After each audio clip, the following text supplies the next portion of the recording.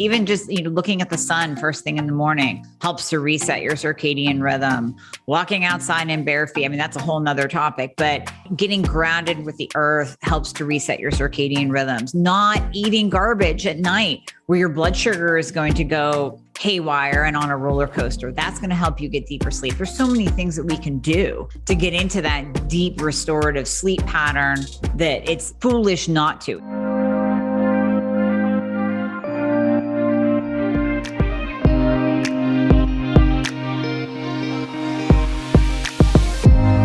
Welcome to the Woman's Doctor podcast, helping empower women to embrace their body and soul's full potential.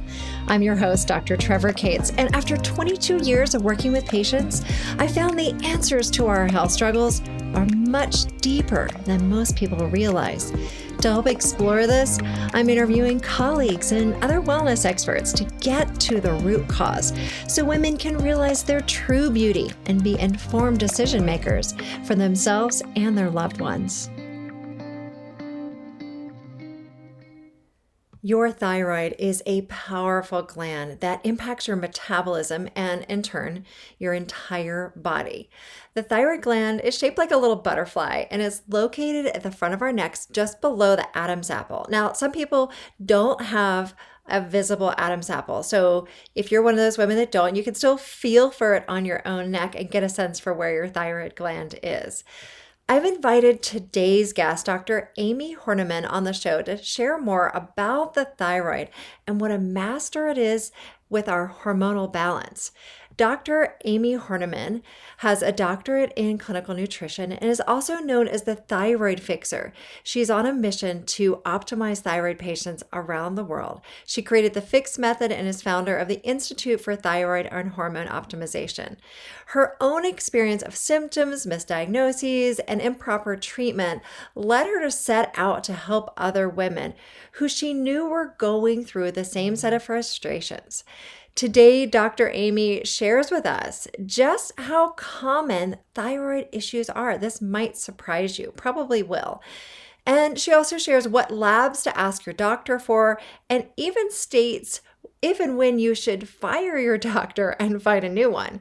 She's been on this journey and has come out on the other side, and you'll sense her passion for helping women with their thyroid. So listen and learn, and then share your questions with us at thewomansdoctor.com.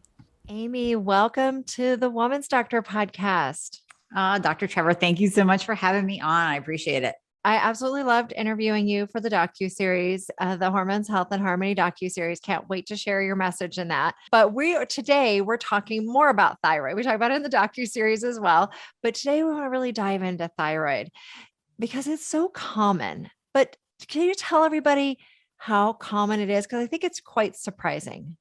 It really is. So when we're looking at the overall population of the US, there's about 12 million diagnosed hypothyroid Hashimoto patients. 95% of those are women, and we can talk about why, but 95% are women. And then we have another subset of almost half of that. So another 6 million that are undiagnosed. So thyroid problems are so prevalent, so common. And unfortunately, many people are walking around with the symptoms of a thyroid condition, but they're being told that they're normal and everything is fine, but it really is there. So they're walking around undiagnosed. Yeah. And I see this so often in my practice, and then, just even talking to girlfriends, like, have you had your thyroid checked? So why is it so much more common in women? Well, because what we'll dive into in your docuseries on hormones, we have more hormones as women. So we have fluctuating estrogen levels. We have lower testosterone levels than men, which we should, right? Testosterone makes them that manly man that they are, but women have testosterone as well. And testosterone is very, very protective against the onset of Hashimoto. So Hashimoto's is an autoimmune condition.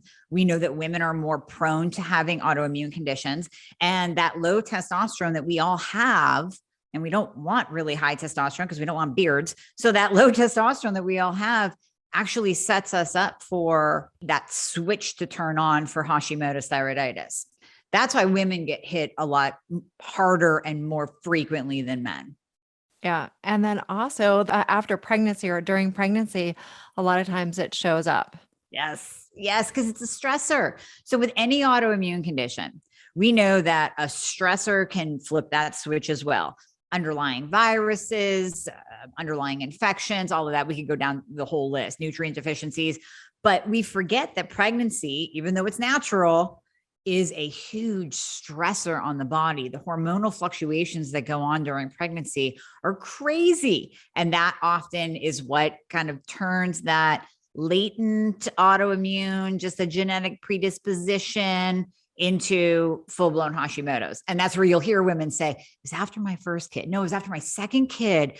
Everything went to hell. Everything just went downhill. That's when the weight came on. That's when the fatigue started. So it's very often tied to pregnancy. Yeah, yeah. So I think it's important for women to know that because like you said, so many cases are undiagnosed. And let's talk a bit about why that's the case. Why do you think that is? So first and foremost, it's inadequate testing, not thorough testing.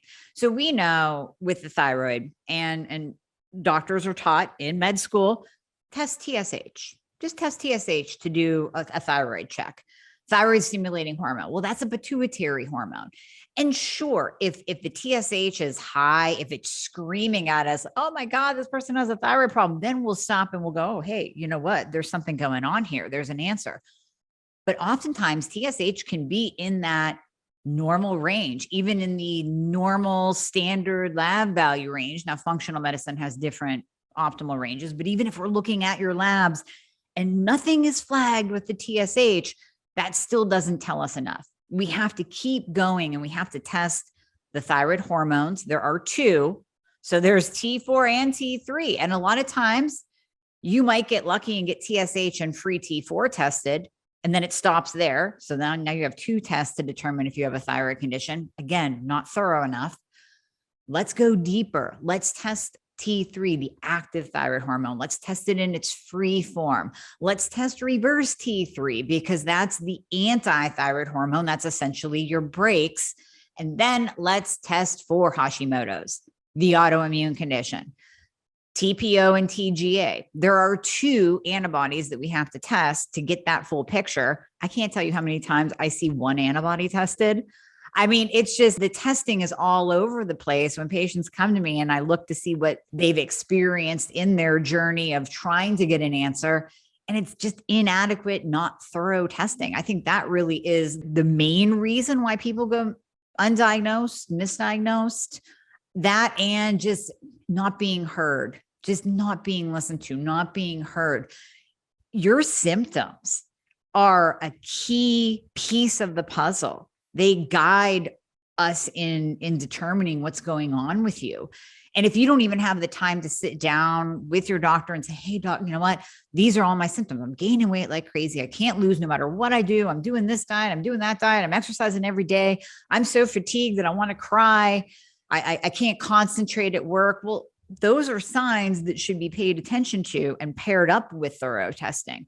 So it really is about getting that whole picture. Yeah, thank you for that. A lot of times people talk about the fatigue and the weight gain, and then there's the hair loss and constipation. But I think a lot of times we forget about the emotional aspect or the symptoms that kind of come up when the thyroid is off and how it affects mood. And I think oftentimes with women, unfortunately, women are just given antidepressants for things when their mood is off, or they're told you're just, you're just stressed or you've got too much on your plate, or that's a normal part of being a woman. Yep. But can you explain a little bit about what you see in your patients when it comes to mood? Yeah, like you said, a lot of Band-Aids. So a lot of Band-Aid SSRIs, a lot of Band-Aid medications to Band-Aid the symptoms, but not really treat the symptoms. I see depression, anxiety, apathy, just no zest for life, no motivation to do anything. I mean, even the person wants to take care of themselves and they want to get better, but they don't even have the motivation to do so. They can barely get out of bed in the morning, much less go to the gym and do a workout. No, I have to clean the house and make phone calls and pick up the kids. And It's just this low mood, kind of depression, but also anxious at times. Yeah, it's very sad because oftentimes they will get a Band-Aid medication and it might work in the beginning and then it stops working. So then they might get more, then they'll get a sleeping pill, they'll get an anti-anxiety medication, and it just keeps building from there. Yeah. So going back to the testing, Mhm. what about working with a doctor? How do you feel about finding the right doctor to work with when it comes to ordering labs? Because not all doctors will order everything that you've talked about, right? Right, right. So I have a rule. It's if your doctor says no to testing, it's time to get a new doctor. Period. If you live by that rule, you'll be solid. Because that asking for thorough testing is the way that you as a listener test your doctor that you're with. So you might be like, listen, I have this PCP. They're amazing. I've been with them since I was 15. The guy always listens to me. The girl always listens to me. Well, okay, go to them then, because you're telling me you have all these symptoms. So go to them and ask for all of those tests that I just rattled off. And if you get back, oh, no, I don't test that, or that one's too expensive. No, I'm calling BS on that. Because if they're telling you that they won't order a test in order to get a full picture of you as their patient, you as the patient that's coming in saying, I have all these symptoms. If they don't want that thorough picture, do you really think they're going to be able to treat you properly as well? They don't even want all the pieces of the puzzle. So how are they going to help you down the road to feel better? They can't. So that really is that first test of your doctor, is to ask for testing, ask for thorough testing, and write it out. Write it out for them. You wouldn't insult me if you came to me and said, listen, can we test this one and this and this one? I'll be honest with you. If it's something that I've never heard of, I'll tell you, but we'll still run it and I'll figure it out. I'll look it up and figure out what it means. But I'm not going to say no to you if that's going to give us a piece of the puzzle, an answer that can direct us in your treatment, that can direct us in helping you feel better. But I'm so glad you're pointing that out. I mean, it used to be that we had like one doctor in the neighborhood that we could go to, many, many years ago, right? But that's not the case anymore. There are plenty of doctors. Even if you're looking for someone on your insurance, there are usually multiple doctors that you can see. And I think that is one of the reasons, though, that doctors won't run a lot of tests, is because they're afraid insurance won't cover it. And they're worried that, then patients have to pay out of pocket. But as Right. long as you're aware of that and you're like, okay, well, my insurance may cover these things, but I might have to cover some of these out of pocket. Mm-hmm.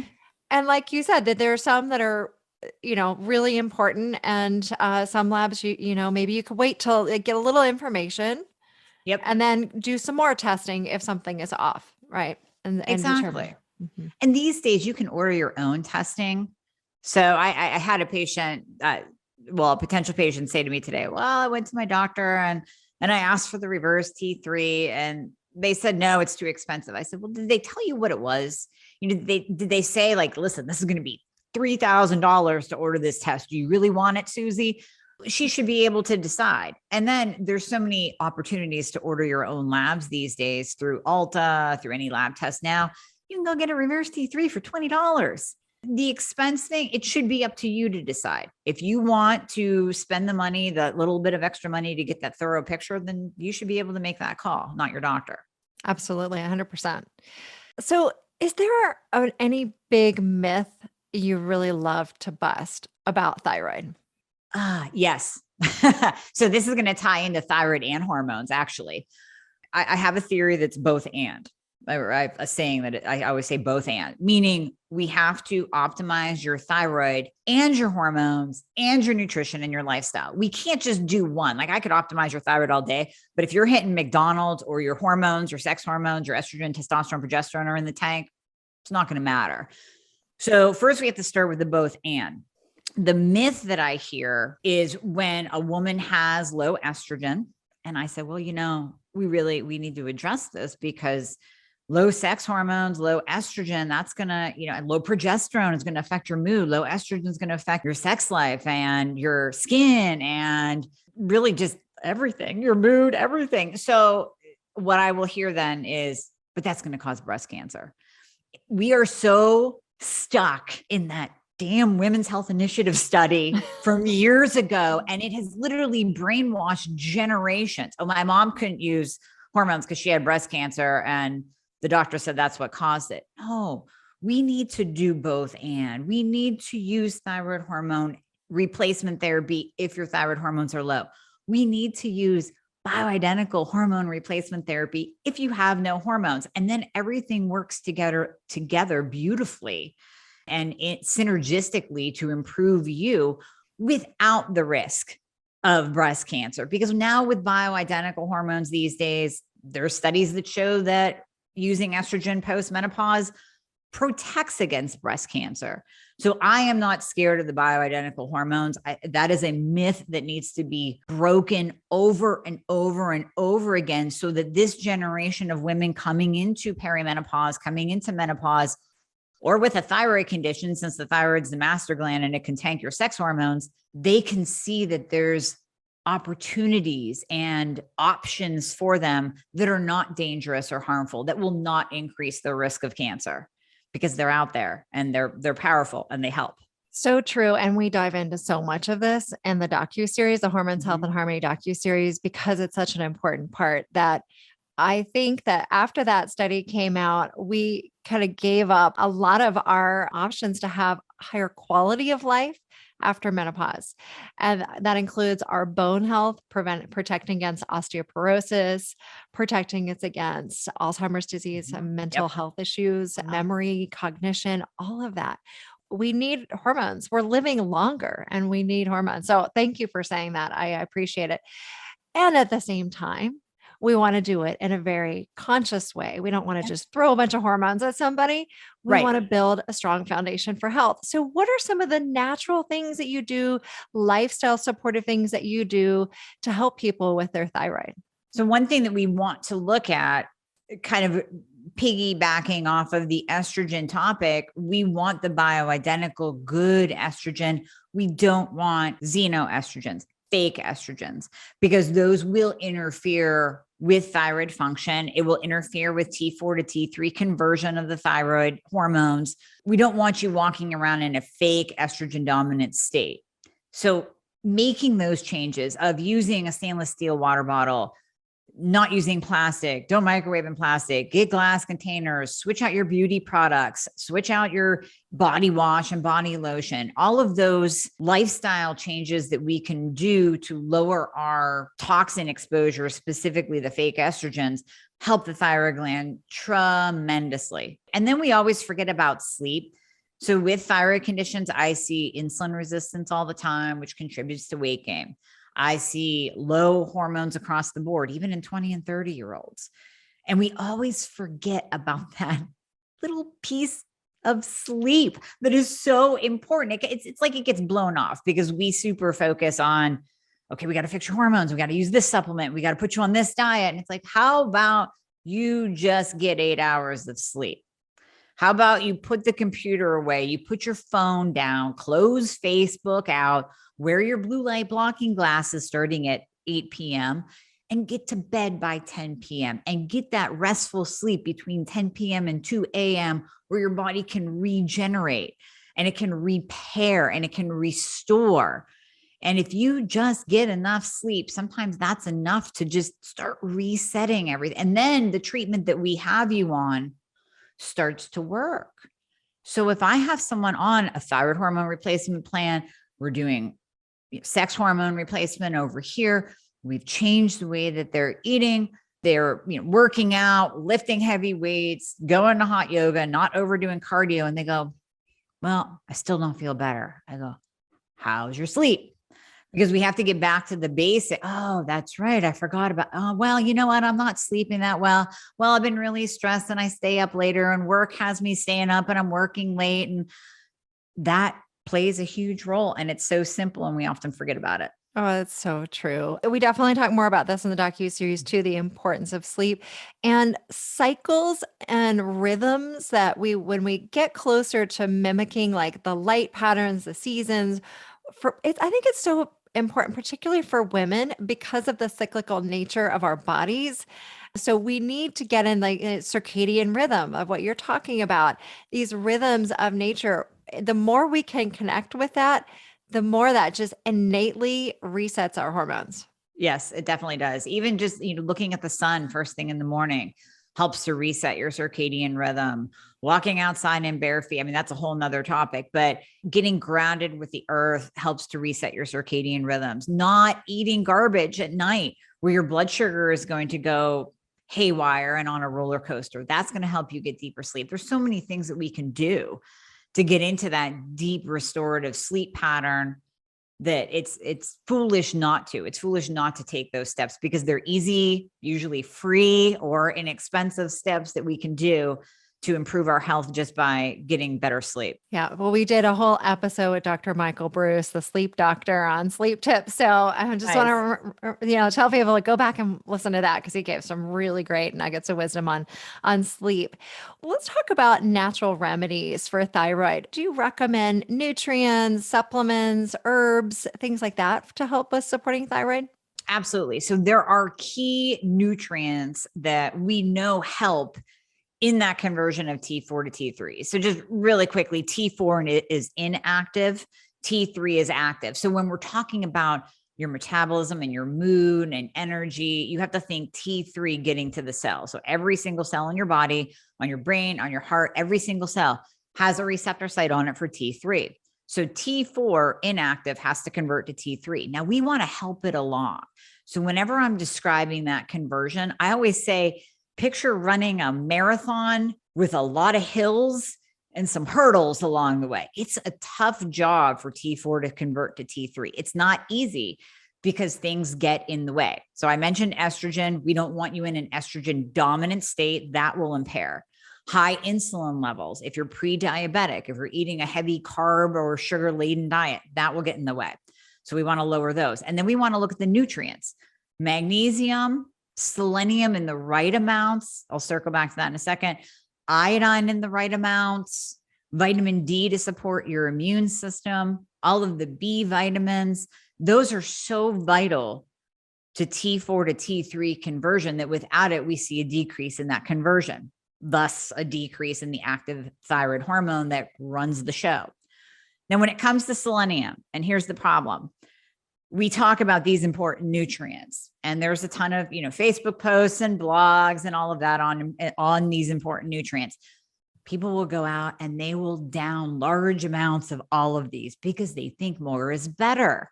More is not better. We want optimal amounts of these nutrients to help in that conversion, but we don't want too much because that can actually backfire on you.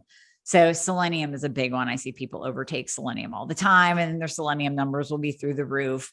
It's like Goldilocks. You want just the right amount to get you optimal and to help support that process while you're doing all the other things like lowering your insulin and checking your sex hormones. And all of that will help support the thyroid to work better, or even just help the medication that you're taking to work better. Because sometimes people had a thyroidectomy or a partial thyroidectomy and they have to be on medication. Well, we want that to work the best it can in your body to optimize you and reduce your symptoms. And in order for that to happen, we have to have those supportive nutrients. Yeah. Okay. Well, thank you. That's very helpful. And I used to have a lot of patients that would come in with like baskets or bags full of supplements and say, look at me, I'm doing all these great things. And whoa, and my main goal today is to minimize the amount of supplements you're taking, like get it down to a few, maybe a handful.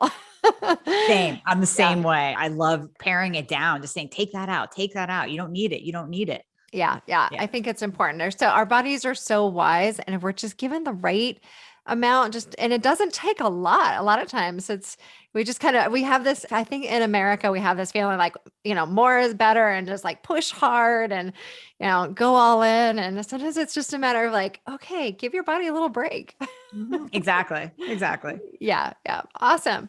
I'm curious if you have any sort of fun fact about the thyroid gland or thyroid that you'd like to share with people. So remember, the thyroid's the master, right? We have to start there. Thyroid's the master gland. When that's optimized, I think women don't realize the power they have. And especially if they are dealing with a thyroid condition, or they're one of the 6 million that are walking around not diagnosed yet. Once you get the thyroid gland optimized, you are so powerful because guess what? Your brain is on fire. You can think, you can process, you can multitask like we are built to do. And then you feel that sexy confidence. And this has nothing to do with weight, nothing to do with the scale. That's not what I'm talking about. You just feel this overall power come into your body where you can get stuff done. You have the motivation to do work and to get a kick-ass workout at the gym, and you have a libido, and you feel confident in your clothes, and you feel confident that your brain works, and you feel better because your hair's growing and not falling out. And all of those little pieces of the puzzle come together. And when I see a patient optimize, I see a strong, powerful woman that can do anything she wants to do. And nothing is going to hold her back. Because, as women, listen, I mean, if we're losing hair and we're counting the hairs that are coming out of our hairbrush every time we shower, there goes your mood for the day. Even if a low thyroid isn't affecting your mood, I guess, directly, when you're dealing with hair loss, when you're dealing with fatigue, when you're dealing with weight gain, even though you're busting your butt to lose it, that's going to bring you down. So when we get you optimized, it is a state of power like you've never felt before. And women who have been on this side, like myself, of really, really low and no help and feeling like garbage, and then have come into optimization land over here, you can tell the distinct difference. And sometimes we look back and we remember our old self being that low, and we're over here now. And this is where we can help other women along and say, listen, there's hope. You can get over here to optimization land, and you're going to be a really badass female when you do. Thank you for sharing that. And also thank you. In the docuseries, you share your full story. And I so appreciate you doing that, because, and so many women in the docuseries do that, are these health experts that are like, they look, you look amazing. You look like you're all put together and you're so energetic and all this stuff, but the difference. And I do too, because, I've been through it too. And it's when we can feel the difference from when you're down and you get the hair loss and the fatigue and all of that. And then when you can get up here, you would just want to help everybody else get up to here with you, right? Yes. You want to bring everybody along. It's so true. And we know the dark side. We know what it felt like to feel like garbage. We know that state. But you're so right. We just want everybody to feel as good as we do, because we know it's possible now. Yeah, absolutely. Yeah. Well, Amie, thank you so much for coming on today. And you all can learn more about Amie and see more of her in the Hormones, Health and Harmony docuseries. And Amie, tell everyone where they can learn more about you. Yeah, absolutely. So you can go to my website, draمیehornaman.com. You can find me on the Thyroid Fixer podcast, which is my podcast that Dr. Trevor is going to be on as well. That is on all podcast platforms. I dive into a ton of information on there. And then, of course, on all of the social media channels, Instagram, Facebook. I have a private Facebook group called Dr. Amie Hornaman, the Thyroid Fixer Love Your Mirror, because I want everybody to love what they see in their mirror on the daily and have that badass woman strength that is totally possible. So definitely come find me and we'll connect. Awesome. Thank you, Amie.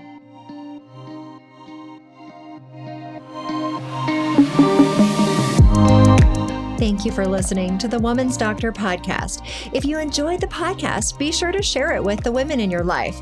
And to learn all about balancing hormones, join us for the Hormones, Health and Harmony docuseries at thewomansdoctor.com.